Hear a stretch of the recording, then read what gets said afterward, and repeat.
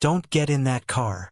Emma Carter's voice cracked across the rain-soaked parking lot just as the rear door of the black sedan swung open. Blood dripped from the edge of her white apron. One strap hung torn from her shoulder. A hospital wristband peeked from beneath the stained fabric wrapped around her arm. She wasn't looking at the men holding her back. She wasn't even looking at the Mafia boss. Her eyes were locked on the car itself, wide with the kind of terror people reserved for things they knew would kill. The Grand Harbor Charity Gala glittered behind her. Crystal chandeliers glowed through floor-to-ceiling windows. Laughter floated across the waterfront terrace. Inside, wealthy donors discussed shipping contracts over wine that cost more than Emma earned in a week. Outside, rain hammered the asphalt hard enough to blur reflections into streaks of silver. The contrast felt obscene. 3 hours earlier, Emma had been invisible. She preferred it that way. 5 years serving tables at Harbor House had taught her how to move through rooms without disturbing them. Deliver the drinks. Clear the plates. Smile when spoken to. Disappear when finished. Most guests never learned her name. A few called her sweetheart. Some called her honey. One board member regularly referred to her as the loading dock girl. Despite seeing her twice a week for nearly 3 years, Emma stopped correcting people a long time ago. It hurt less. She balanced a silver tray loaded with wine glasses through the VIP lounge, while conversations flowed around her like water around a stone. Men in tailored suits discussed acquisitions. Women in designer gowns compared vacation homes. Nobody looked directly at her. Nobody except Victor Hale. The head of security stood near the main entrance with his usual polished smile. Everything about Victor was immaculate. Perfect tie. Perfect posture. Perfect manners. "Careful there, Emma," he said as she passed. His voice sounded warm enough for anyone listening. "We'd hate for you to drop something important." Several guests chuckled softly. Emma forced a smile and kept walking. That was Victor's specialty. He never insulted people outright. He wrapped every knife in velvet first. Later, while clearing abandoned champagne flutes near the service corridor, Emma noticed something strange. One of the security guards exited a restricted garage door carrying a maintenance toolbox. That alone wasn't unusual. The expression on his face was. He looked terrified. Not rushed. Not busy. Terrified. She watched him glance over both shoulders before disappearing into the rain. The image stayed with her. Maybe because fear recognized fear. Emma knew what it looked like. She had seen it in emergency rooms. Seen it in mirrors. Seen it on her mother's face before medical bills took everything they owned. 10 minutes later, she found herself heading toward the lower garage. She couldn't explain why. Only that something felt wrong. The concrete hallway smelled faintly of oil and seawater. Somewhere below, a metal door slammed shut. Emma tightened her grip on the tray she was carrying and slowed her pace. Then she heard voices. Male. Low. Urgent. One sentence drifted through the darkness. Move the driver after midnight. Silence followed. Not ordinary silence. The dangerous kind. The kind that felt like someone realizing they weren't alone. Emma froze. The tray trembled in her hands. A second later, footsteps started moving toward her. Fast. And when she instinctively stepped backward, the corner of her apron snagged on a rusted bolt protruding from the wall, tearing the fabric just enough to expose something hidden inside its inner seam. A folded receipt stamped with the exact license plate number of the Mafia boss's car. Emma stared at the receipt for less than a second before a hand slammed into her shoulder. The impact sent the silver tray crashing across the concrete floor. Wine glasses exploded into glittering shards. The folded receipt slipped from her fingers and skidded beneath a parked SUV. Careful. The voice arrived before the man did. Smooth, pleasant, almost amused. Emma looked up and saw Victor Hale stepping from the shadows at the end of the corridor. Rainwater gleamed on his polished shoes. His tie remained perfectly straight despite the storm outside. Behind him stood the security guard she had seen leaving the garage earlier. The terrified expression was gone now. In its place sat something worse. Obedience. Victor's eyes flicked toward the broken tray. That looked expensive. Emma's pulse hammered against her ribs. She forced herself not to glance toward the SUV, not toward the receipt, not toward the place where the evidence had disappeared. I didn't mean to drop it. Of course you didn't. His smile widened. You never caused trouble, Emma. The words sounded kind. They landed like handcuffs. Silence stretched between them. Somewhere deeper inside the building, an industrial dishwasher roared to life. Water rushed through metal pipes. Plates rattled. Ordinary sounds. Safe sounds. Yet Emma suddenly felt very far from safety. Victor crouched beside the shattered glasses. Rough night. His gaze dropped briefly to the fading bruise near her wrist. You should be more careful. Emma swallowed. I heard voices. The security guard shifted almost imperceptibly. Victor noticed. So did Emma. Voices? Victor asked softly. Down here. Near the garage. For the first time, the smile lost a fraction of its warmth. Only a fraction. Funny. He stood. The garage has been empty for nearly an hour. Emma knew he was lying. She had heard them. Heard the sentence. Heard the urgency. More importantly, she remembered the voice. Not clearly enough to identify it. Just enough to know it belonged to someone she had heard before. Someone who spent time around powerful men. Victor stepped aside. You should get back upstairs. It sounded like a suggestion. It wasn't. Emma nodded. Then she did something Victor clearly didn't expect. She bent to collect the broken tray herself. While gathering the twisted metal edge, she spotted something tucked beneath it. A black plastic access card. Small. Scuffed. Almost invisible against the concrete. She closed her hand around it before either man noticed. Good girl, Victor said. The phrase hit harder than an insult. Emma stood. My name is Emma. The corridor went still. The security guard stared at the floor. Victor's expression barely changed, but something cold flashed behind his eyes. Of course it is. Emma walked away before her courage failed. The access card dug into her palm the entire trip back to the service level. The kitchen hit her with heat and noise the second she pushed through the doors. Steam rose from industrial sinks. Cooks shouted table numbers. Someone cursed over a missing order. For 30 seconds, she almost convinced herself she had imagined everything. Then her old phone buzzed inside her apron pocket. The cracked screen lit up. One new voicemail. Unknown number. Timestamp. 8:43 p.m. Exactly 3 minutes before she had entered the garage corridor. Emma pressed play. Static filled the speaker. Then a man's voice emerged. Muffled. Distorted. Barely audible. Move the driver after midnight. Her stomach dropped. It was the same sentence she had heard in the darkness. The same voice. Before she could replay it, the message vanished from the screen. Deleted remotely, as if someone knew she had listened. Emma looked down at the access card still hidden in her hand. Across the front, beneath the Harbor Security logo, was a number stamped in silver. Access Level 7. The highest clearance in the entire building. And according to every employee handbook she had ever seen, only 2 people possessed Level 7 cards. The owner of the company, and Victor Hale. Emma stared at the silver number stamped into the access card until the kitchen noise seemed to drift somewhere far away. Level 7. Her fingers tightened around the plastic. Every employee orientation video. Every security briefing. Every handbook she had signed over the past 5 years repeated the same thing. Level 7 access belonged to exactly 2 men. Harbor Security's owner, and Victor Hale. Yet she had watched a frightened guard emerge from the garage carrying this card. Not Victor. Not the owner. Someone was using credentials they shouldn't have had. A plate shattered somewhere behind her. The sound snapped her back into motion. She slipped the card inside the inner fold of her torn apron and headed toward the service hallway.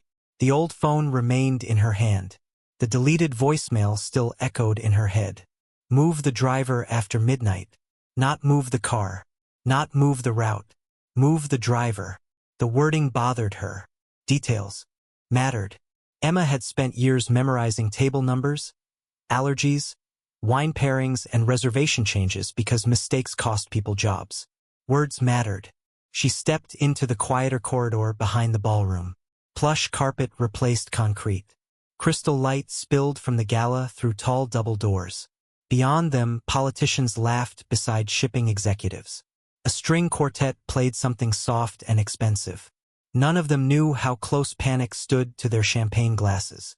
Emma stopped when she noticed Victor near the entrance. He was speaking with a man in a charcoal suit she recognized instantly. Adrian Moretti, the owner of Harbor Shipping. The man newspapers called a businessman and everyone else called something more dangerous when they thought nobody was listening. Adrian stood perfectly still while Victor talked.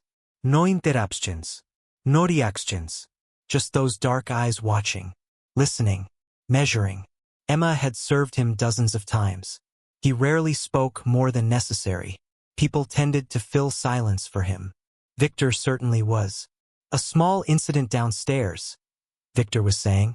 One of the waitresses became overwhelmed. Nothing serious. His smile looked effortless. You know how emotional these situations can become. Adrian's gaze shifted. Not to Victor, to Emma, just for a second. Long enough to make her feel seen in a way she wasn't used to. Victor followed the look and immediately adjusted course. Emma works hard, he added smoothly. She's had a difficult year. Hospital visits. Family stress. Sometimes people imagine connections where none exist. The words sounded compassionate. They felt rehearsed. Emma noticed something then.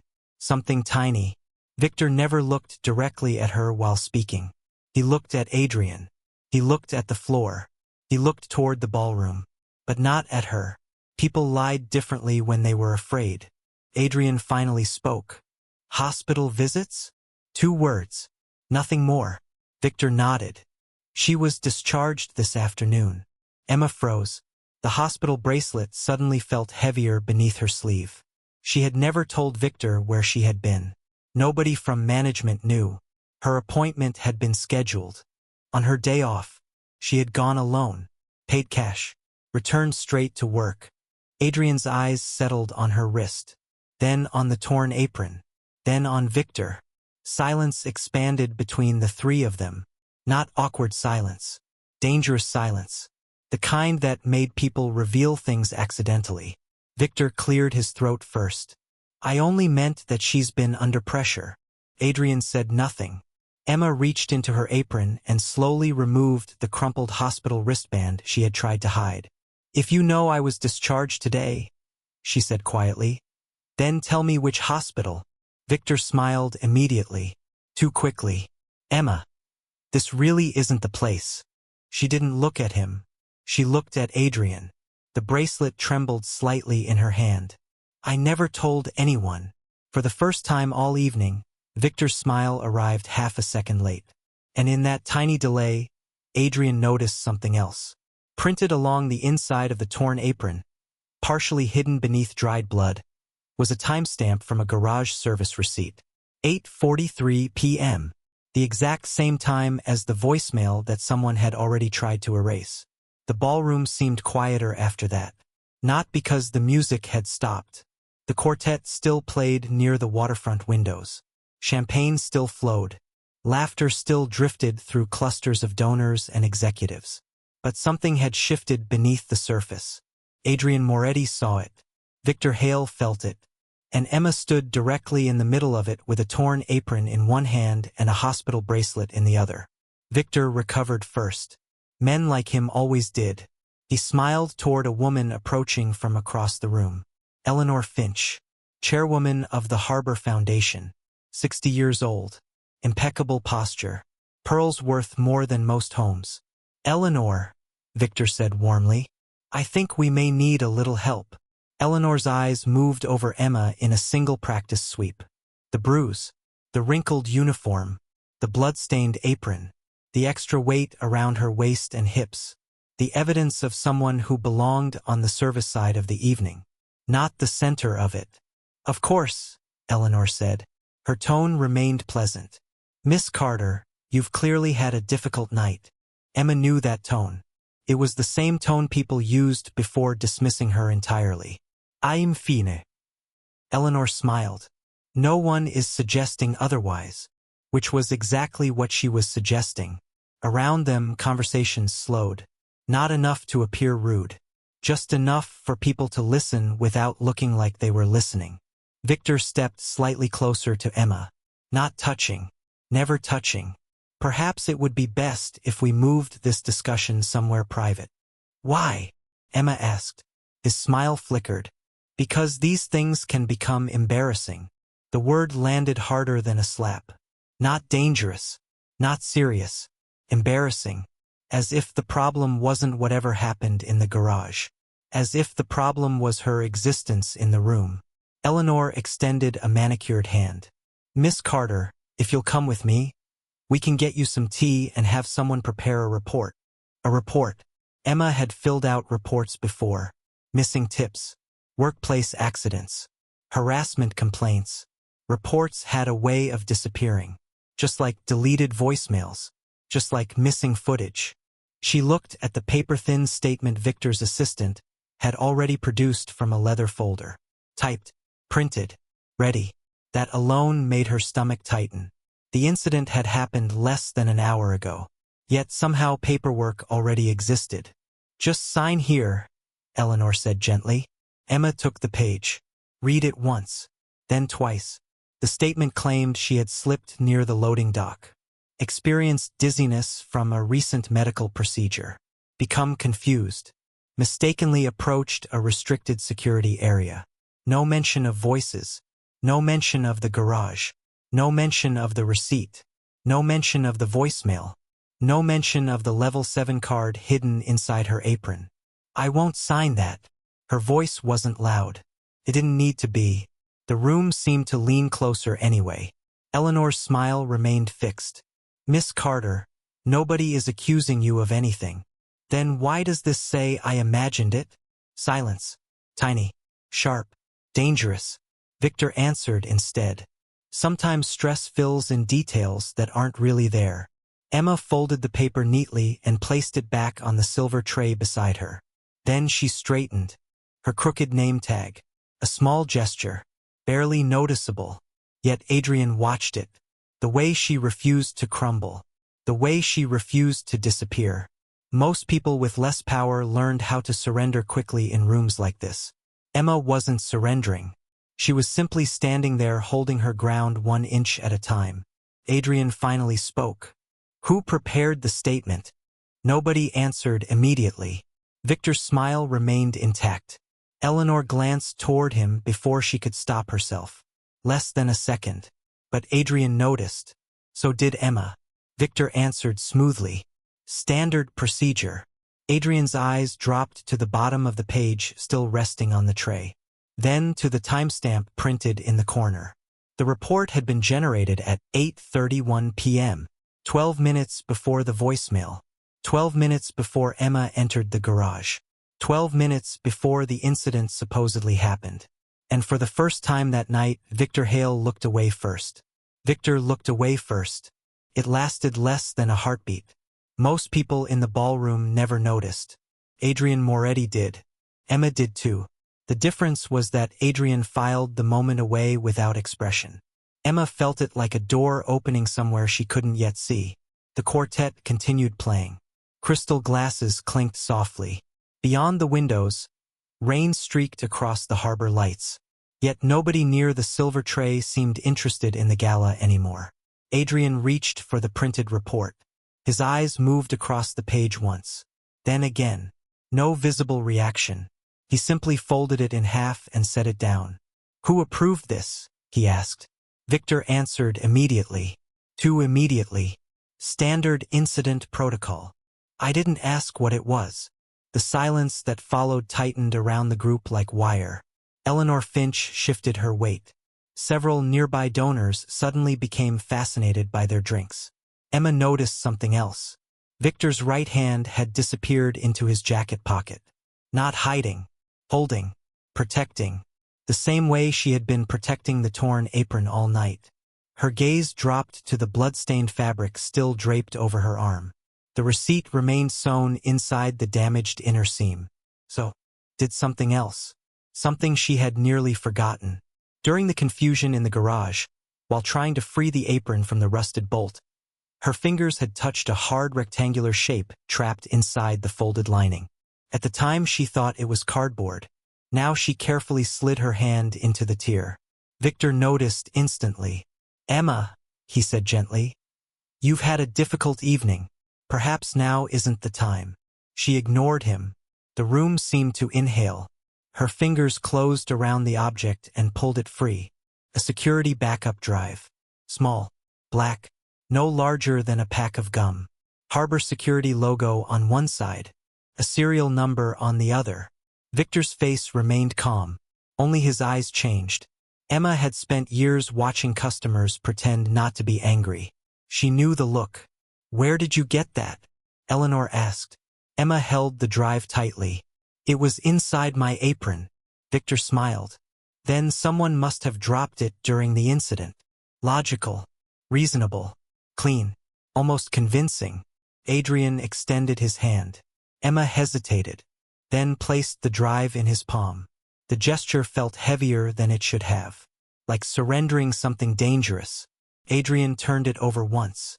His thumb paused on the serial number. A small detail.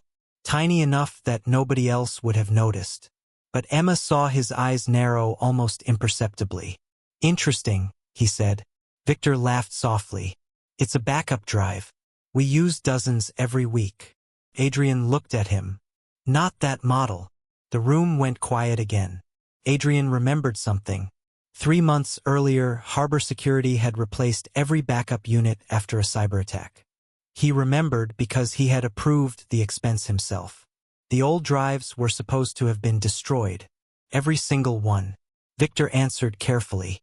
Perhaps an old inventory item was overlooked. Reasonable again. Almost flawless. Adrian nodded once. Perhaps. Then he handed the drive to one of his attorneys standing nearby. "Check it." Nobody argued. The attorney connected it to a tablet. Seconds passed. 5, 10, 15. Emma could hear her own heartbeat. Then the attorney frowned. "That's strange." Victor's smile held. "Barely." "What is?" "The drive contains security footage archives." A murmur moved through the crowd. The attorney scrolled. "Most of it is corrupted." Victor exhaled slowly. Relief almost appeared. Then the attorney continued. "Except for one recovered file." Adrian said nothing. Emma said nothing. Even Eleanor looked uneasy now. The attorney tapped the screen. A timestamp appeared. 8:43 p.m. The exact same time as the voicemail. The exact same time on the garage receipt. The exact same minute printed on the blood-stained apron. Victor's smile returned immediately. "Then we've solved it. Let's watch the file." Too fast. Too eager. Adrian's gaze shifted from the screen to Victor. Not because of the footage. Not because of the timestamp. Because Victor had just volunteered to show evidence before anyone had said what the file actually contained. And Adrian suddenly realized Victor already knew. Adrian's eyes remained on Victor for a moment longer than necessary. Not enough for anyone else to notice. Enough for Victor to notice. The attorney tapped the tablet again. The recovered file refused to open. Corrupted. Damaged. One surviving timestamp and nothing else. Around them, shoulders relaxed. A few donors quietly returned to their conversations. The danger seemed to evaporate. Didn't. Adrian knew better. Real danger rarely announced itself. It hid inside details. "Send me a copy," he said. The attorney nodded. Victor smiled. Probably nothing more than damaged storage. Adrian looked at him. Probably. The word landed flat and cold. An hour later, the gala continued. Speeches resumed. Cameras flashed. Charity pledges climbed into the millions. Yet Adrian disappeared from the ballroom without explanation. No announcement. No scene. Just absence. Rain tapped softly against the windows of the executive office overlooking the harbor. A desk lamp cast a pool of amber light across stacks of contracts and shipping manifests. Adrian sat alone while his private attorney connected the damaged drive to a forensic recovery program. Neither man spoke much. The room didn't require it. The soft hum of electronics filled the silence. Finally, a fragment appeared. Not video. Metadata. Entry logs. Adrian leaned forward. The drive had been registered inside Garage Sector C at 8:43 p.m. Then his attorney opened another file. Security access history. Adrian's expression didn't change, but something behind his eyes hardened. Level 7 access. 1 card assigned to Victor Hale. 1 card assigned to Harbor Security's founder. The founder had been in Arizona all week. Verified. Flight records. Hotel records. Conference appearances, which left only 1 active Level 7 card in the city. Victor's. The attorney opened another screen. Shift logs. Driver assignments. Adrian stared quietly, then reached for a paper roster himself. He compared the names. 1 line, then another, then a third. Again, he said. The attorney blinked. Sir, compare last month's schedule. The attorney obeyed. Silence stretched. Rain slid down the glass. Somewhere below, a foghorn groaned across the harbor. Then the discrepancy appeared. Adrian studied it without speaking. The same driver had been reassigned 3 times in 6 weeks. Each change approved personally by Victor. The explanation column remained blank every time. Most people would never notice. Adrian noticed. He remembered names, dates, habits. He remembered who trusted whom. His phone vibrated once. A text from the head of Human Resources. The personnel file he had requested. Emma Carter. 5 years employed. No disciplinary history. Perfect attendance. Multiple commendations. 3 denied promotion requests. Adrian read each denial, then reread them. 1 cited professional presentation concerns. Another referenced customer-facing image standards. A third used almost identical language. Different managers. Same phrasing. He set the file down. Across town, Emma sat alone at a tiny kitchen table beneath a flickering light fixture. Her apartment smelled faintly of reheated soup and laundry detergent. An unpaid hospital bill sat beside her old phone. She stared at both for a long time.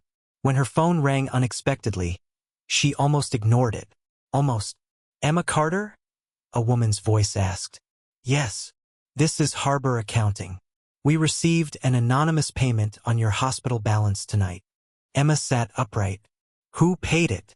I'm sorry. The donor requested privacy. Emma closed her eyes. I don't want anyone paying me off. The woman hesitated. Then what do you want? Emma looked at the torn apron folded carefully beside her.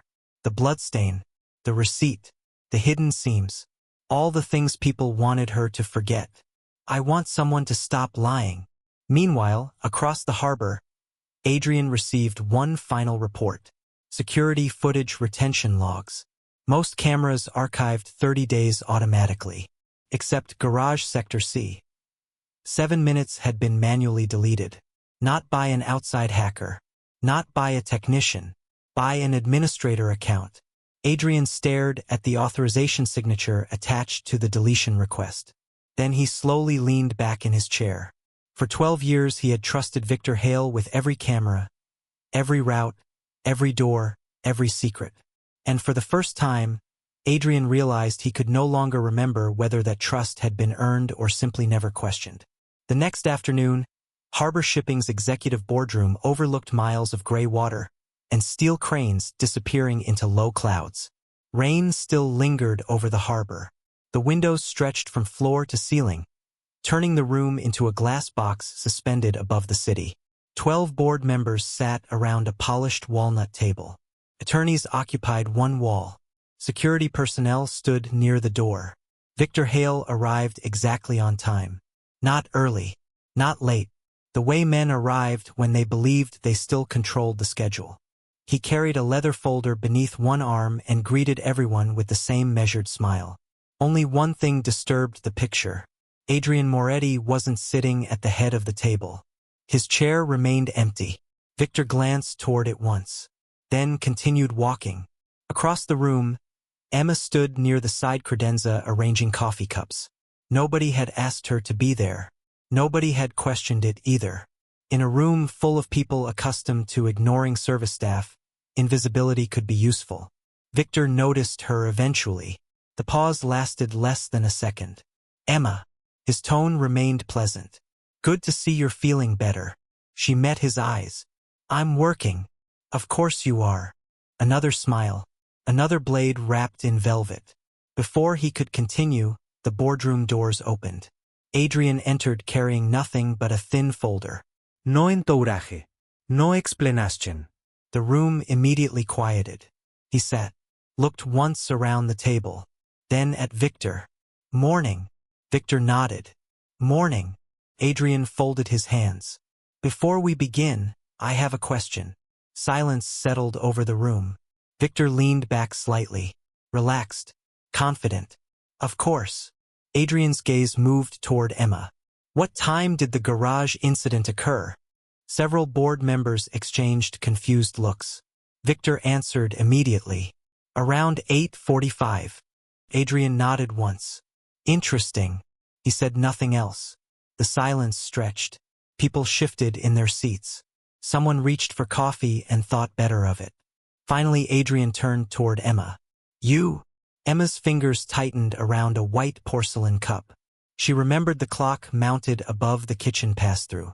Remembered checking it because her hospital medication needed to be taken before 9. 8:43. Victor smiled lightly. Traumatic situations often affect memory. Adrian looked at him. Do they affect clocks? Nobody laughed. Victor's expression remained calm. Adrian opened the folder. Inside lay a photocopy of the shift log. You approved a driver reassignment that night. Victor nodded. Routine adjustment. At what time? Approximately 8:30. Adrian slid the paper across the table. Try again. The room went very still. Victor lowered his eyes to the page. A single line had been highlighted. Driver reassignment authorization. Timestamp. 8:52 p.m. 9 minutes after the voicemail. 9 minutes after the garage receipt. 9 minutes after Emma's recorded timeline. The discrepancy was small. Tiny even. Most people would never notice it. Adrian noticed everything. Victor recovered smoothly. The system timestamps later than actual entries sometimes. Reasonable. Plausible. The kind of explanation that usually worked. Adrian nodded. Good. Then he pointed toward a small security camera mounted above the boardroom door. A green recording light blinked steadily. Say that again. The first crack appeared. Not in Victor's words. In his hesitation. Less than a second. But it existed. Emma saw it. Adrian saw it too. Victor repeated the explanation. Identical wording. Identical tone. Yet this time he avoided looking at the camera. Adrian let the silence linger. Long enough to become uncomfortable. Then he changed subjects entirely. One more thing. He looked toward Emma. The man in the garage. Did he carry keys? Victor's eyes shifted before he could stop them. Toward Emma. Just for an instant. She remembered the sound before she remembered the image. A metallic jingle. 3 sharp clicks. Then the memory settled into place. Not keys, she said quietly. A key card on a black retractable clip. Victor's hand instinctively moved toward his belt. Toward the empty spot where his own retractable card usually hung. He caught himself immediately. Too late. Adrian noticed. Emma noticed. And for the first time since this began, Victor realized something far more dangerous than a damaged drive or a missing video file. The waitress he had spent years overlooking was now standing inside the trap with the man who built it. No one spoke for several seconds after Victor's hand drifted toward the empty place where his keycard should have been. The boardroom remained perfectly still. Beyond the glass walls, container cranes stood motionless against the gray harbor sky. Inside, 12 board members suddenly seemed very interested in saying nothing at all. Victor recovered first. He always did. A faint smile returned to his face. I think we're giving ordinary coincidences far too much weight. His tone remained calm, professional, reasonable. The tone of a man who had spent years teaching other people what reality should look like. Adrian said nothing. That silence had become its own kind of pressure. Emma noticed Victor's eyes move once toward the security camera above the door, then toward the attorney holding the forensic tablet. Calculating, searching, looking for exits. There were fewer than before. The attorney cleared his throat. "Sir." Adrian looked up. The attorney turned the tablet around. "We recovered another file fragment." The room seemed to tighten. Victor's smile didn't disappear. It simply stopped reaching his eyes. The attorney touched the screen. Audio crackled through hidden speakers mounted in the ceiling. Static. Footsteps. A metallic sound. Then voices. Not clear enough to identify everyone. Clear enough to hear one sentence. "Move the driver after midnight." Nobody moved. Emma felt her pulse in her throat.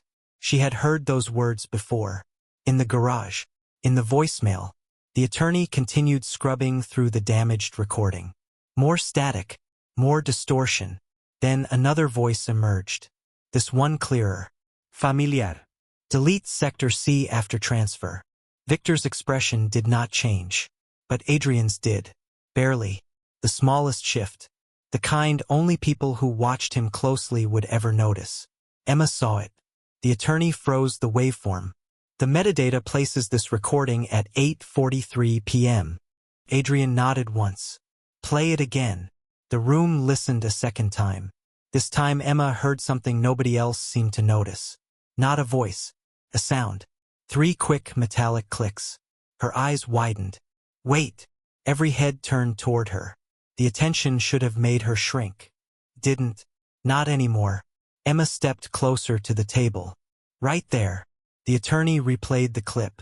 Click, click, click. "That's not keys." Emma swallowed. "It's a retractable security badge clip." Victor looked at her. For the first time all day, there was no smile. "You can't possibly know that." Emma met his gaze. "I hear them every day." Silence. Heavy. Uncomfortable. True. Service workers noticed sounds powerful people never heard. The attorney zoomed in on the audio timeline. Another board member suddenly spoke. "Can we verify who was assigned that type of badge?" The security director at the far end of the table opened a personnel database. His fingers hesitated above the keyboard, then stopped. "There's another problem." Adrian looked at him. "What?" The man turned pale. The assignment records were altered. Nobody spoke. "When?" Adrian asked. The answer came quietly. "Last night." The room seemed colder. Someone had attempted to erase the trail after Emma came forward. Not before. After. Adrian's gaze moved slowly across the table until it settled on Victor. The attorney opened one final file. "There's more." This time it wasn't audio. It was a scanned document. A maintenance authorization request for Garage Sector C. Signed electronically. Time-stamped 8:31 p.m. The same time as the false incident report. The same time Emma was supposedly becoming confused. The same time Victor claimed nothing had happened. Adrian stared at the signature for a long moment. Then he looked down at the torn apron folded beside Emma. "Show them." The words were quiet. Emma carefully unfolded the blood-stained fabric. Inside the inner seam sat the receipt she had protected from the beginning. Grease-stained, crumpled, nearly discarded. The garage transaction number matched the authorization request exactly. Same timestamp, same terminal, same location. No interpretation required. No explanation left. Just facts. The boardroom became so silent that the soft hum of the air conditioning sounded loud. Adrian looked at the receipt, then at Emma, then at Victor, and for the first time since this began, something painful crossed his face. Not anger, recognition. 12 years of trust. 5 years of overlooking the woman standing 3 feet away. One had been misplaced. The other had not. Victor opened his mouth. Adrian raised one hand. The room fell silent before a word could leave it. He removed his glasses slowly, set them on the table beside the receipt, then turned toward his chief counsel. "Call my attorney. Now." No one moved after Adrian spoke. The harbor beyond the glass remained gray and silent. Inside the boardroom, the silence carried a different weight now. It no longer protected Victor Hale. It belonged to the truth. The first person to stand was Harbor Shipping's chief counsel. Then another attorney. Then a compliance officer. Procedures began moving with quiet efficiency. Access credentials suspended. Security authority revoked. Internal investigation opened. Federal auditors notified. Nobody raised their voice. Nobody needed to. Victor looked around the room as if searching for someone who still believed him. 12 years of influence. 12 years of carefully managed narratives. 12 years of deciding which reports mattered and which disappeared. One by one, those protections evaporated. "You're making a mistake," he said. Adrian looked at him for a long moment. No. The word landed softly. "I already made the mistake." 2 security officers escorted Victor toward the door. He paused once. His eyes found Emma. Not angry, not triumphant, just stunned. As if he still couldn't understand how a waitress he barely noticed had become the reason everything collapsed. Then he was gone. The weeks that followed moved slower than anyone expected. Real correction usually did. Harbor Shipping's board authorized a complete audit of personnel records, payroll complaints, denied promotions, and internal incident reports. The findings reached further than Victor. Missing reports, rewritten evaluations, complaints quietly buried, advancement opportunities denied without justification, systems that favored people with power and ignored people without it. Adrian reviewed every page himself. Some nights the lights in his office remained on until 2 in the morning. One afternoon he requested Emma's personnel file again. This time he read every line, every denied promotion, every false notation, every dismissal disguised as policy. When he finally closed the folder, he sat silently for several minutes. Not because the file was complicated, because it wasn't. The injustice had been ordinary, routine, easy to miss if nobody bothered looking. That realization hurt more than betrayal. 3 months later, Harbor House hosted a small employee gathering before opening for dinner service. No cameras. No reporters. No donors. Just staff, dishwashers, servers, line cooks, hosts, managers, people who usually occupied the background. Emma stood near the back instinctively. Old habits. Adrian noticed. He stepped to the front holding a thin folder. "There's a correction that should have happened years ago." The room grew quiet. He opened the file. Emma Carter. Hearing her name spoken clearly in front of everyone felt stranger than she expected. Adrian continued. "Your personnel record has been amended. Your denied promotions have been reversed. Back pay has been issued. Every complaint filed under. Your name has been restored to the official record." Emma swallowed hard. Adrian wasn't finished. "And Harbor Employee Medical Assistance Fund will now permanently cover treatment costs for employees facing hardship." A few people exchanged surprised glances. "The fund will be named after Iris Carter." Emma's breath caught. Her mother's name. Not hidden. Not pitted. Honored. For a moment she couldn't speak.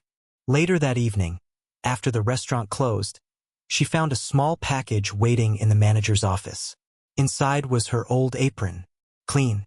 Repaired. Carefully pressed. The blood stain was gone. The torn seam had been restored. Attached was a simple brass plaque no larger than an index card. The truth survived because she refused to let go. Months earlier that apron had been something people wanted taken away from her. Hidden. Discarded. Forgotten.